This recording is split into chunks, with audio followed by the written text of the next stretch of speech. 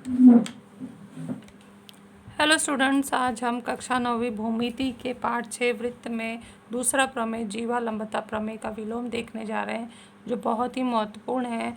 प्रमेय ये कहता है कि वृत्त के केंद्र तथा जीवा के मध्य बिंदु को मिलाने वाली रेख यहाँ तक दत्त दिया गया है, वह जीवा पर कैसी होती है? लंब होती है। इसे दो तरीके द्वारा सिद्ध करना है, कृति या रचना जिसे कहते हैं रचना विधि द्वारा, और दूसरा है कथन कारण विधि द्वारा।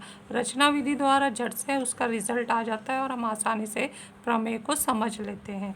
दूसरा विधि कथन कारण विधि द्वारा, जिसमें हम दत्त साध्य आकृति रचना और उपपत्ति करते हैं, उससे थोड़ा विधि लंबा हो जाता है, लेकिन अक्सर ये प्रमेय के रूप में एग्जाम में इस तरीके से पूछते हैं, और रचनाकृति जो करते हैं वो समझने के लिए होता है।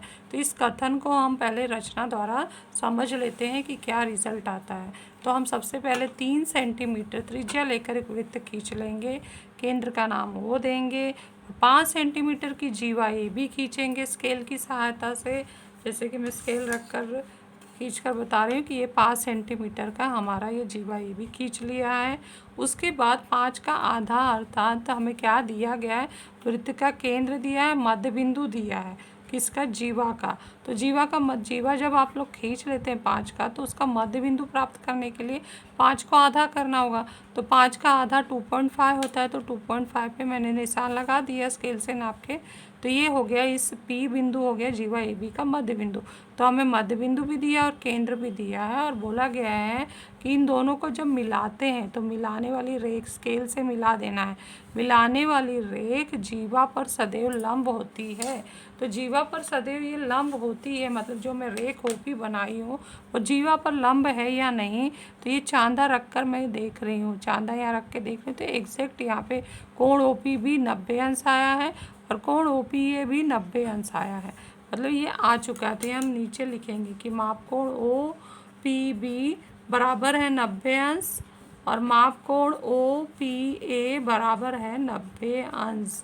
तो इस तरह से हमारा हम कह सकते हैं कि जो रेख हमने खींचा है वो जीवा पर लंब होती है। तो इस तरह से जीवालंबता प्रमेय का विलोम जो है वो कृति द्वारा सिद्ध हो गया, जिसमें हमें दिया क्या था? केंद्र और जीवा का मध्य बिंदु दिया, उसको मिला दिया तो मिलाने वाली रेख क्या हो गई? जीवा पर लंब हो गई। अब इसको कथन कारण विधि द्वारा हम सिद्ध करेंगे। तो इसमें हमने आकृति बिना नापे बनाना है, स्टेंसिल की सहायता से वृत्त बना लिए, जीवा भी बिना नापे खींच लिया है, और हमें दिया क्या है? केंद्र और जीवा का मध्य बिंदु, और केंद्र और मध्य बिंदु को मिलाने वाली रेख ये दिया है। तो दिया वाला चीज़ हम यहाँ लिख रहे हैं। O वृत्त का केंद्र है, AB जीवा है, P जीवा AB का मध्य बिंदु है।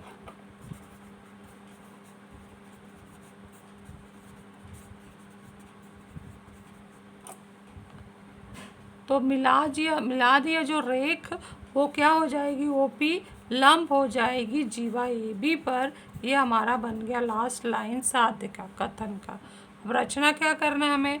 रचना ये करना है कि अगर मुझे सिद्ध करना है इसको, तो हम 2 त्रिज्या खींच के 2 त्रिभुज बनाएंगे, और त्रिभुज को जैसे ही हम सर्वांगसम करेंगे तो हमारा जहाँ लंब दिखाना है वहाँ पर बने 2 कोण सर्वांगसम हो जाएंगे, क्योंकि मुझे लंब कहाँ दिखाना है? बिंदु P पर, यहाँ और यहाँ दिखाना है। तो यहाँ कोण 90 आने चाहिए, और यहाँ कोण 90 तब आएगा जब ये दोनों कोण को मैं सर्वांगसम कर दूंगी। और दोनों कोण देख रहे हैं एक ही रेखा पर बने हुए कोण है, अर्थात ये रेखीयुगल कोण है, अर्थात इनका योगफल 180 है। लेकिन मैंने इनको क्या कर दिया है? सर्वांगसम, अर्थात ये दोनों बराबर हैं। तो जब 2 डबल कोण, ये 2 कोण OPA बराबर 180 होगा, तो 2 का भाग देने से कोण OPA बराबर हो जाएगा 180/2, बराबर हो जाएगा 90 अंश। तो इस तरह से ये कोण 90 तो ये कोण 90, और इस तरह से OP लंब जीवा AB आ जाएगा। लेकिन उससे पहले मुझे क्या करना है? इस त्रिभुज को सर्वांगसम सिद्ध करना है। तो सर्वांगसम सिद्ध करने के लिए मुझे ये सर्वांगसम भुजा दिया गया है दत्त में, क्योंकि P मध्य बिंदु है, और ये बन गया मेरी सामान्य भुजा। और ये जो त्रिज्या है एक दूसरे से सर्वांगसम होंगे, क्यों? क्योंकि ये एक ही वृत्त की त्रिज्या है। तो इस तरह से ये दोनों त्रिभुज कौन सी कसौटी से सर्वांगसम हुए? भू कसौटी से सर्वांगसम हुए। तो सबसे पहले मैं रचना लिख देती हूँ। OA OB खींचा। अब हम उत्तर लिखते हैं। आकृति तुम लोगों ने समझ लिया होगा, बना लिया होगा। तो अब हम सीधे ये आकृति वापस मैं तुम लोगों को समझाने के लिए यहाँ बनाई हूँ। तो कथन कारण लेते हुए सिद्ध करते हैं इसको। सबसे पहले त्रिभुज लिखते हैं। त्रिभुज OPA तथा त्रिभुज OPB में कौन कौन सी जानकारी देना है।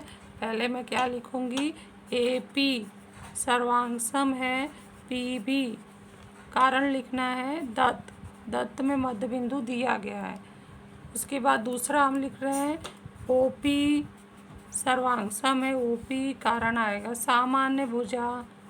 अभी हम आकृति में पहले निशान बनाए थे, यहाँ भी बना देते हैं निशान। उसके बाद नेक्स्ट है OA सर्वांगसम OB, यहाँ निशान बना देते हैं। चिन्ह एक जैसा ही होना चाहिए लेकिन अलग दिखना चाहिए। एक ही वृत्त की त्रिज्याएं। नंबर 2 पर इसलिए त्रिभुज OPA सर्वांगसम है त्रिभुज OPB, कसौटी का नाम आएगा भू भू भू कसौटी से।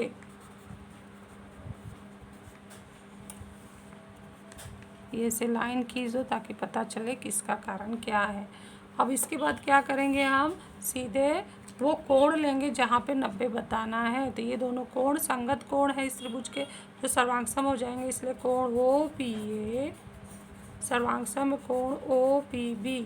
कारण देखो कैसे लिख रहे हैं, सर्वांगसम त्रिभुज के संगत कोण, ये मैंने लिख दिया। लेकिन हम परंतु करके बोलेंगे कि ये तो हमारे रेखीय युगल कोण है, परंतु माप कोण OPA प्लस माप कोण OPB बराबर है 180 अंश। कारण लिखना है रेखीय युगल कोण।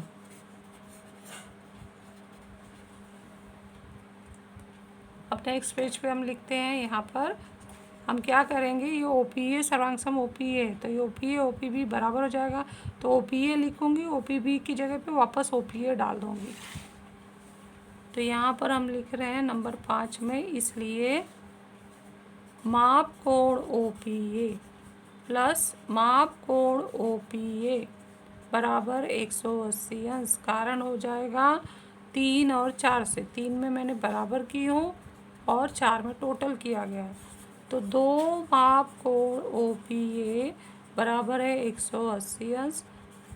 फिर माप कोण OPA बराबर है 180/2 और इसलिए माप कोण OPA बराबर है 90 अंश। 2 एकम और 2 से 90 से कट गया। तो इसलिए आखिरी रिजल्ट लिखेंगे OPA 90 आ गया है। तो OP जो रेख है वो जीवा AB पर लंब हो गई है। कारण होगा 8 से।